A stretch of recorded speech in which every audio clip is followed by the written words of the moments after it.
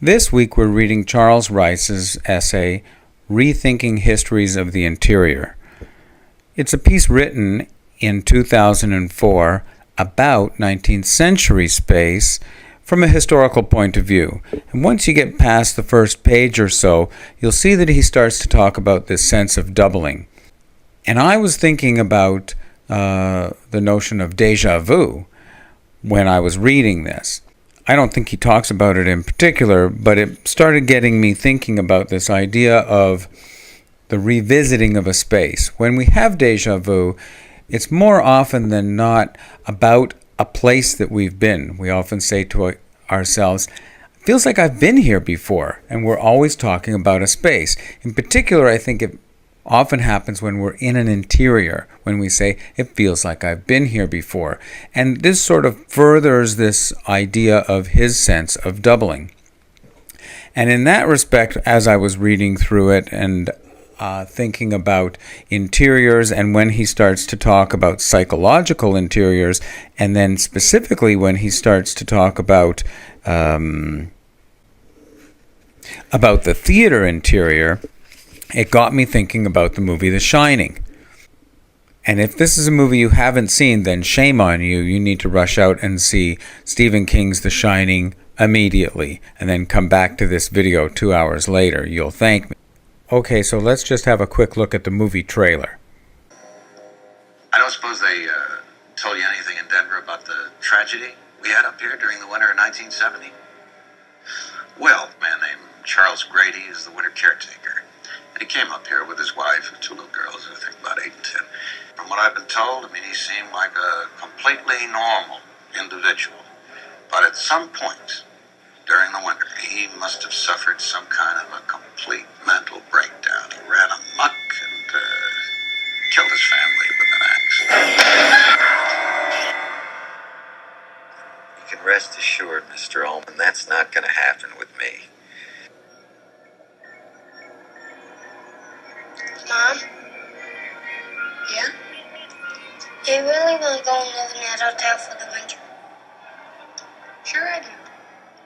It'll be lots of fun. Yeah, I guess so. For some people, solitude and isolation can of itself become a problem.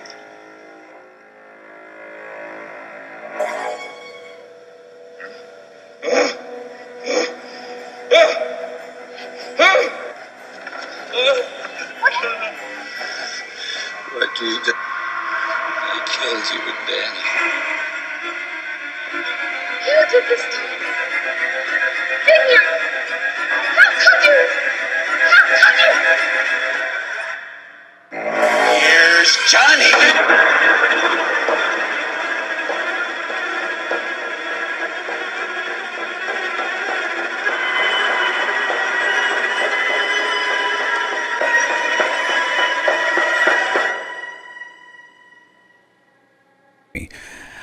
Now, when I think about The Shining, not only is it about the exterior and interior, because the movie takes place out in the wilderness in this hotel that is isolated, which we see in the film from the outside many times because it is a real hotel out in Colorado someplace. Though most of the action in the film takes place inside, and this is a horror film from 1970s that is still creepy today because it evokes the sense of the familiar made strange. When the familiar is made strange, that can be very horrifying, and that really works well in this movie.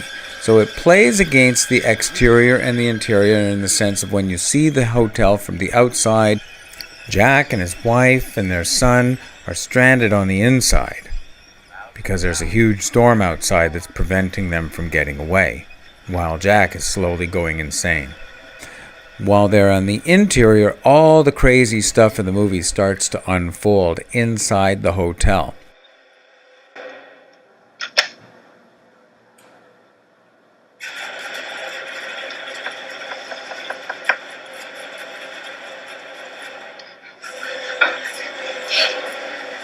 I can't get out. Run! Run out! Run! Quick! Little pigs, let me come in.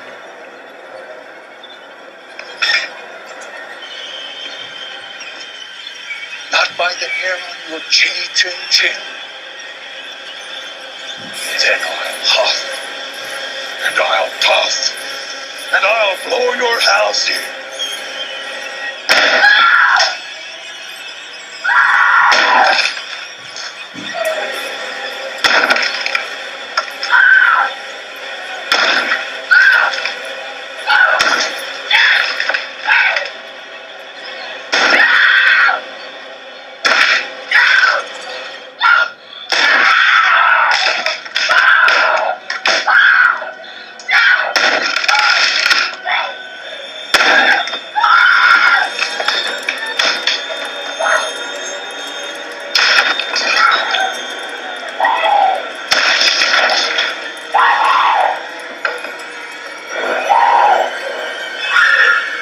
Here's Johnny.